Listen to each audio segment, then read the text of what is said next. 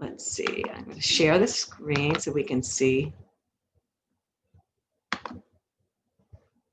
what else is happening here.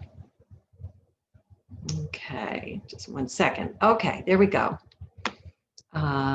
So I'm going to talk a lot about limiting beliefs and how to work on resolving them and managing them. And at the end, I will be able to answer a few questions if people have them. If I'm not able to get to the questions, I will send a recap of what we talked about today, and I will try to answer the rest of those questions in an email between this week and next week. So, you know, just rest assured that if you have questions that aren't answered, I will be able to get to them for you. So this webinar is on limiting beliefs in your career, and it's from the lens of an EMDR therapist. So what does that mean exactly, an EMDR therapist?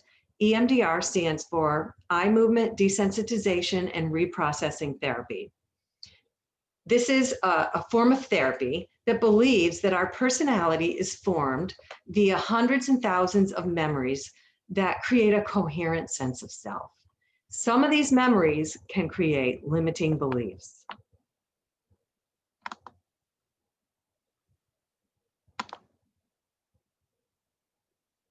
So today I'm going to talk about what limiting beliefs are, where they come from, and how they affect our lives. Also, what can we do about resolving them? I'm hoping that after listening to this webinar, you will have a sense of what your limiting beliefs might be and some strategies and some ways of coping with them so that you can feel more empowered.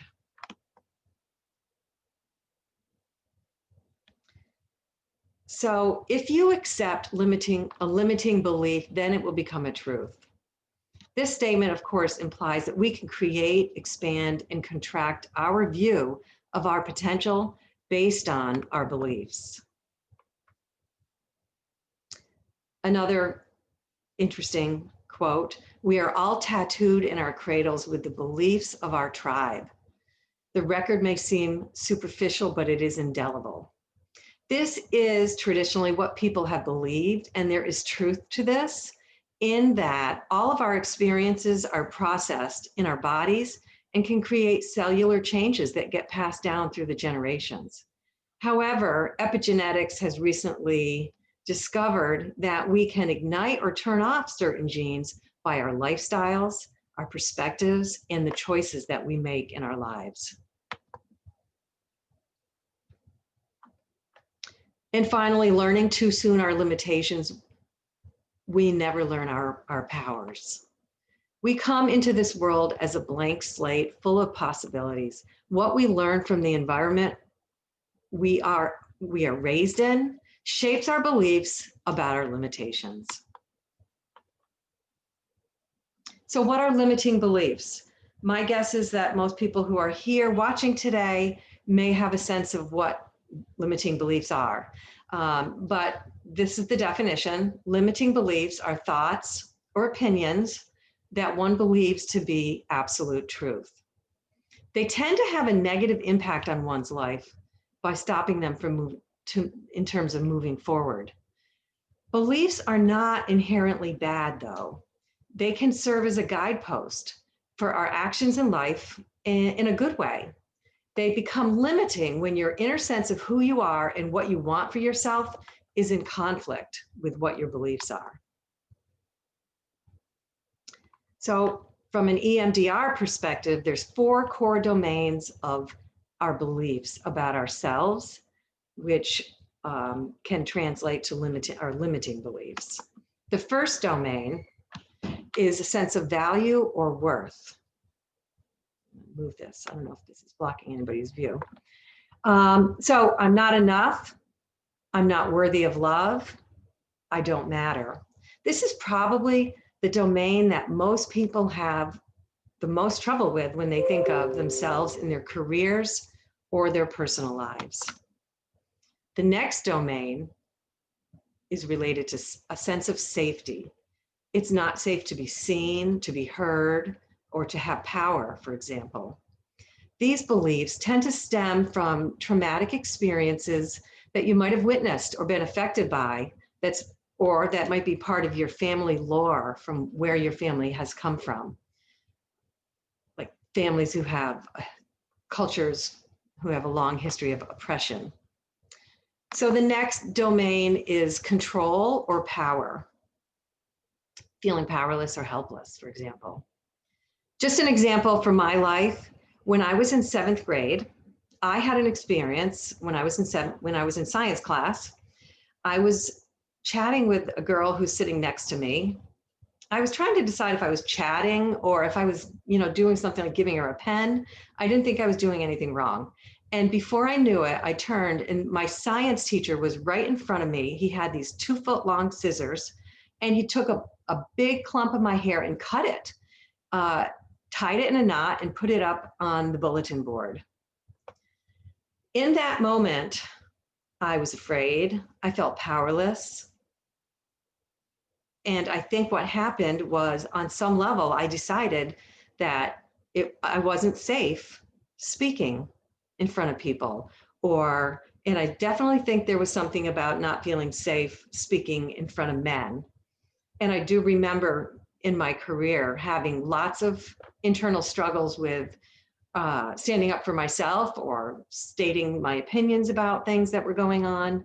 And I think it comes from these early experiences that you don't necessarily even realize are affecting you because they were so long ago. The next domain is responsibility. Feeling things are your fault. I should have known better. I should have done something. Another example from my own life where this might come into play is this memory I have of, I think I must have been about 4 years old, and I have this snapshot memory, which is what we do with memories that are really old. We consolidate them into a snapshot. And within that snapshot is an event that happened, a thought about yourself, a feeling, and a body sensation, because everything that happens to us gets stored in our bodies.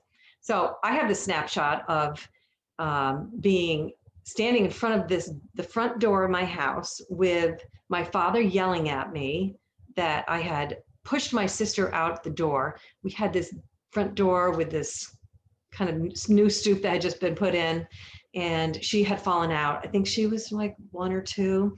I do not remember pushing her, but I do remember having that feeling of I'm bad or I should have done something. And I think that does affect me still today. Well, hopefully not as much today, because I have done a lot of work on those things. I think I skipped one. No, that was it. So what are the origins of these limiting beliefs? Cultural, societal, ancestral, and interpersonal. These are all different ways that we can take on limiting beliefs in our lives. So societal and cultural realm can teach us, or we can sort of just inherit or absorb these limiting beliefs. Women can't be powerful. Women should be quiet. Women are not as good or equal to men. Or for men who show emotion are weak. I think we're all very familiar with these societal beliefs that tie men and women into these different norms. Women struggle with these things all the time, especially because they tend historically to have been in roles where they had to be caregivers, raise the children, and also wanted to try to have a career. To be successful at work, one must give up quality time with family. You can't do both. You won't be liked if you are powerful in your career. Being liked in your career as a powerful woman is a really tricky issue. Sheryl Sandberg talks about this a lot in her book, Lean In. According to research, there is truth to this belief that women who are powerful are not liked as much. And being liked is really important for success in your career. So this is really something that will hopefully change as more women break that glass ceiling. I'm too old, I'm too young, it's too risky. So I know that I struggled with the idea that I'm too old when I decided to start my second business. And I've done a lot of reading about people who waited, who felt they were too young to start a business. So they waited years and then they regret it after how long they waited. There's a lot of limiting beliefs. I'd be curious to hear what people think about this around making money while helping others.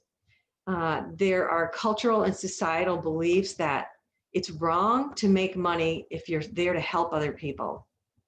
So that causes a lot of issues for people who are trying to be successful in life and are called to do things to help people. Ancestral, you know, for people who have ancestors and that had years of struggle in their culture, which I think is very common for most of us. We inherit this belief that life is about struggling, or people can't be trusted, or we will always be oppressed. This is stuff that we don't even realize is affecting us because it's from so long ago. As an EMDR therapist, this is the area that we most see causing people to develop limiting beliefs. When one grows up in any of these kinds of conditions, a person carries with them and develops negative perspectives on themselves, on their worth, or their value. So when my clients have a history of neglect or abuse, most often, almost always, they believe that they're not worthy or that they don't matter. So even when parents get divorced, it can lead children to believe that they don't matter. The thing about children is that they are dependent on their parents. So attributing cause to the parents is not necessarily something that feels good or feels safe, because we need to have our parents to be able to be there to take care of ourselves. And in some way we have to believe that they love us. So many of my clients only come to these realizations later in life, that that they're able to now see that it really wasn't their fault, that they didn't deserve the kind of treatment that they got, but it really was more attributed to their parents' illnesses of one sort or another. So how does this impact our career? Self-fulfilling prophecies, playing it safe, feeling unseen or unheard, or being unheard because we don't speak out as much as we should, poor communication. These are all different ways that having these limiting beliefs can affect our careers. By holding back and not fully engaging, people create these self-fulfilling prophecies that they don't get noticed, they don't get promotions, they don't get seen as experts in their field. And they say that, you know, they blame it on the outside world. You see, I told you I could never do it.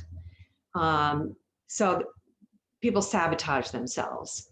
So when you believe that you're not smart enough, you will remain quiet when you should jump in. You don't engage with others, even with your equals. And this is really important because developing a network of people on your level in your work is extremely important to get supported and to help you maybe learn things, move in and get support to move forward in your life. So I used to sit very quietly in meetings and felt very nervous about speaking out. And the consequence of that was that I felt unseen and I felt undervalued. And that happened in my career again and again until I did my own work, my own personal work, including EMDR, which I'll talk about after, and was able to believe in myself and believe that I had something to say. So communication is really strongly impacted when we don't believe in ourselves. And when you feel that you're not good enough, but you have to be on the spotlight. You have to speak out in public, or you're at the table, and your input is just as important as everybody else's. What happens is people go into fight or flight because it feels like they go into survival mode. And I don't know if anybody can relate to that, but it causes an extreme sense of anxiety. You can't think as clearly, your throat might close, your heart starts pounding, and we're now in more of a reflex mode. Your prefrontal cortex goes offline, and that's where we get our information to talk about things. That's where we get our ability to be coherent. So it does affect your communication, which again affects your entire career in many different ways. So another thing is that people stay in jobs longer than they should. They, might play it safe because they don't feel that they're going to be accepted, or they'll be rejected if they try to go out on their own. This is something that I did. I stayed in jobs and kind of battled the powers that be. Like, why don't they see my value? And until I really saw my own value, I stayed there. And once I really got free of needing to externalize that battle, I decided, you know what? I don't want to stay here. So I left and I went out on my own, and I'm really glad that I did.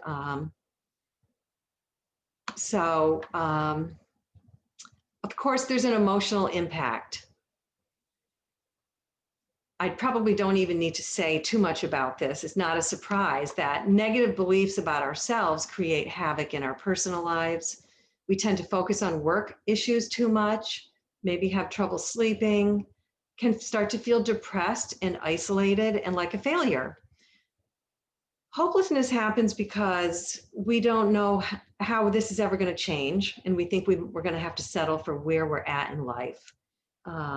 And people don't realize that this is really, these limiting beliefs are so common that it makes people feel even more isolated. So how do you know if you have limiting beliefs?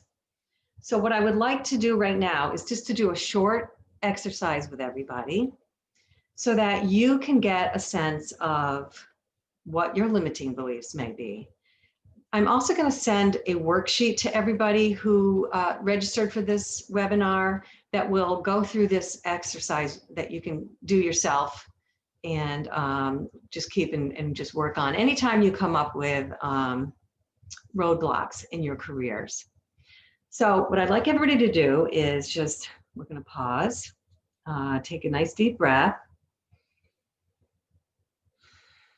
Okay, so close your eyes, and we're just going to go inward here. So what I'd like to do is have everybody think about their careers, the careers that they have going on in their lives now, or the career that they'd like to be in, where they'd like to see themselves in the future. What would they want to be doing? How would they want to be spending their time? And especially if you're thinking about your career that you're in now, think about what the most difficult job function is, the difficult aspect of your job, of your career. So come up with an image that represents that. Okay. And now what I'd like you to do is see that image in your mind, and I'd like you to think about, allow a negative thought about yourself to emerge. When you see yourself in that role, in that action, whatever the memory, whatever the thought is, what is the negative thought, the negative belief about yourself? I can't, I'm not good enough, I'm not capable, I can't, I'm too smart, dumb, I can't speak, I can't do it, whatever it is. I can't do it because I won't be accepted because I'm a woman, or just let that emerge. And as that emerges and you've got that image and that thought in your mind, notice how you feel right now. Not how you felt in the moment when you were doing those things, but just right now. And where do you feel that in your body? Usually there's a place in your body where there's some kind of a tension that you feel. Okay. All right. So let's just take a nice deep breath. We're just going to let that go and come back to this webinar room. Okay. I would love to hear maybe after what people came up with. My guess is there's a lot of overlap, but there may be some things that are different too for people. So now what I want to do is start talking about what we can do about these limiting beliefs. So what you focus on in life is going to happen. So if you surround yourself with empowered women or men, you will stay in that place more of the time. You will see the inside story of how people progress and see that everyone has challenges and needs a tribe to thrive. So get support from your peers. Talk about what you're doing. Have a mentor who might help you with learning new skills or giving you feedback. Join a network of like-minded people to help combat what your limiting beliefs are. And in those networks, there's so much information available, and it's most likely going to feel so supportive, and you're going to start to feel more empowered just by surrounding yourself with those people. Another thing you can do is reframe the cognitive beliefs and challenge them. So I'm not enough. I'm not smart enough. I'm not good enough. How can you reframe that? You can say to yourself, I am good enough. I've had a lot of bad things happen to me that shouldn't have. And because I am good enough, I deserve success. I deserve to be have an abundance. I deserve to have love in my life. And then you can also challenging the beliefs. What is the evidence that I'm not enough, or I'm not smart enough, or women can't be successful, or men can't be emotional? There may be evidence in that case in terms of societal norms, but I bet you any money there's a lot of evidence that you can come up with that discounts that negative belief. That's where you want to go in your mind. You want to stay with that evidence. Anytime the negative limiting beliefs come up, switch over to the evidence why those things are not true. Use positive cognitions, positive affirmations. Cognitions are thoughts, and affirmations are statements that are basically thoughts. So I'm amazing. I can do anything I put my mind to. I have what it takes. These are all affirmations. These may work for me, but you have to make them your own. Put them in words that really connect with you from the inside out, and keep them in your mind. Don't let them go. Keep them in the forefront of your mind. Another way that I work with people on resolving limiting beliefs is with EMDR. So EMDR goes in, it's brain-based, it gets into those stored memories and neural pathways, and it clears all the emotional trauma from them and rewires your connections in your brain. And it can prepave more successful beliefs. The way that happens is that I have people do visualizations and think about their future, think about who they want to be, how successful they want to be, how they want to feel. And by doing that, at the same time as using bilateral stimulation, you are creating strong neural pathways of a you that hasn't even happened yet. And this becomes an internal resource.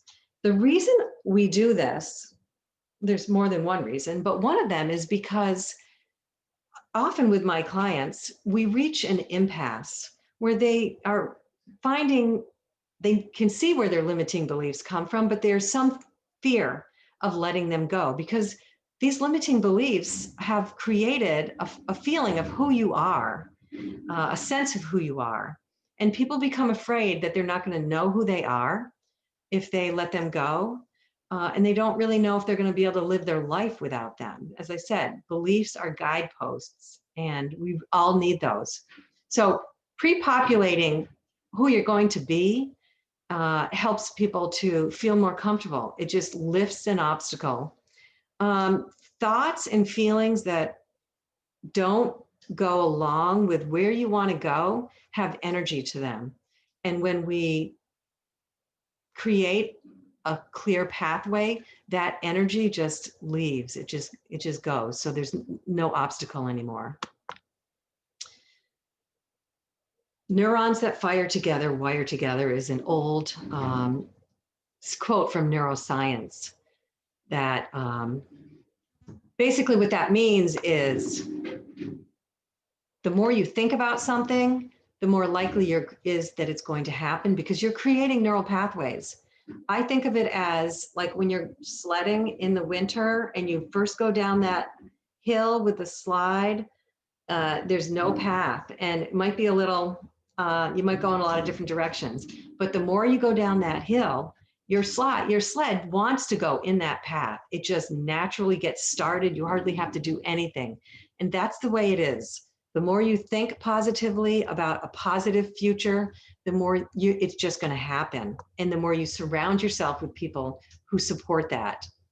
So EMDR is a form of therapy that gets to the stored emotional distress that creates the negative, we call them negative beliefs or limiting beliefs, that regular talk therapy and learning can't do. And it changes your traits rather than just your states. What that means is it creates a new sense of who you are. So it's not just, I'm in a better mood now. It's, I am a different person. I am empowered. I am an amazing person. I am loved. And thinking about that, how that shift in your life can, in your sense of who you are, can make such a big difference in your life. How do we do EMDR? So with EMDR, we start with the here and now. We look at what your limiting beliefs are, and I have people float back in their life and come to when they first remember having that limiting belief. Most of my clients find that place in that time very easily. Sometimes they say they've always believed this, or sometimes it's starting, at some point in their life where something was going on in their life, in their family situation perhaps, or maybe at school. So then we use bilateral stimulation to release and tap into the emotional distress that's stored in your body. And as it releases, more adaptive beliefs automatically emerge about yourself and about your world. So instead of feeling unsafe, you just get to this place where you feel like I can go out into the world and I can be safe and I can do anything I want. Bilateral stimulation, it is, sorry. So I just want to tell you what bilateral stimulation is and how we do it. It has to do with stimulating your brain on the left side than the right side. So via telehealth, usually what I do is I have people tap right, left, right, left, right, left. And when we tap really quickly, what we're doing is it brings up emotional material that is connected to the negative, the limiting negative belief that you have. And it helps to connect all the stored emotions that are not processed with your current prefrontal cortex ability to look at things in a more rational, logical way, and allows a more adaptive way of believing and seeing the world to emerge. EMDR started out with eye movements. So in that case, what we do is we move our hands back and forth, or the therapist has a light bar that they go back and forth with, and that creates the bilateral stimulation. So what can happen when you clear these limiting beliefs? I think if anybody's ever had this experience of clearing limiting beliefs, they probably have a sense of that. You can have much more ability to feel powerful in your life, to be have a clear lane ahead of you in terms of where you can get to in your life. Your image of yourself can shift from not so good to very, very feeling very good about yourself. Excuse me, you can feel like I'm great. And it's not like I'm perfect. No, we don't have to be perfect, but we can feel really amazing anyway. And when you have all these shifts in your limiting beliefs, your success at work and in your careers just explodes because you don't hold back anymore. You just move forward. And this, of course, spills over into your personal life. Everything we do, whether we're going to start with your personal life or whether we're going to start with your career, it merges. The changes happen on all levels. So it can be really amazing. So let's see. I want to end this webinar with this quote: changing the memories that form the way we see ourselves also changes the way we view others. Therefore, our relationships, our job performance, and what we're willing to do or are able to resist all move in a positive direction.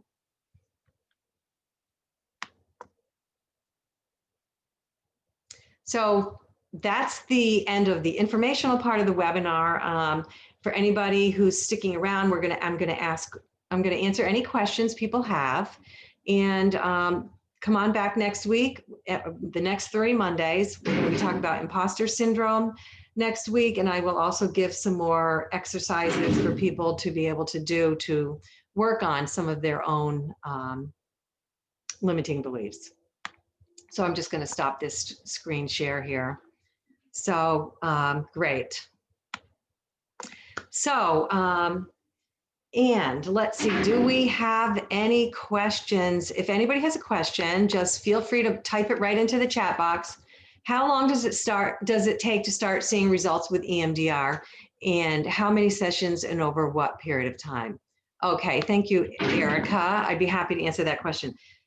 Most of my clients, after our first EMDR processing session, feel so different, feel amazing. They release a lot of stored up emotional trauma and immediately feel better. And usually we do, more sessions. It could be anywhere from 6 sessions to 12, depending on how many limiting beliefs you might have.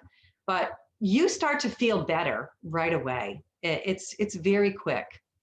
So thank you. That's a really good question. And most of the time as the therapist, I'm feeling like people should keep working on stuff, and they tell me, oh my God, I feel so great. I think I'm done. So that's a really common experience as an EMDR therapist, whereas most therapies, you're kind of wanting, it goes on forever and you don't necessarily feel the big changes. So I do have, I don't know if anybody else has any questions, but I have some videos on YouTube that if you look up my name, you'll see that talk more about EMDR. And I think if nobody else has any other questions, we could stop. I will be sending the sheet that is about the exercise so that people can do this on their own. And if you have any questions during the week, feel free to reach out. And I will look forward to seeing everybody next week. So thank you. Oh, is there another question? Oh, how do we get started with you? What's the best way to contact? Okay, so anybody that wants to do any kind of work with me, I have a website, SuzanneMcCallLLC.com. And there's all sorts of information about what I do and what my packages are. And on that website, you can schedule a 15-minute consultation that I would be really happy to, just talk to you over the phone to talk about where are you in life, what might be helpful for you. So thank you for asking that question, Marianne. And there's also lots of packages and services that I do offer. So. Okay, well, thank you, everybody. Take care, and I hope to see you here next week. Bye-bye.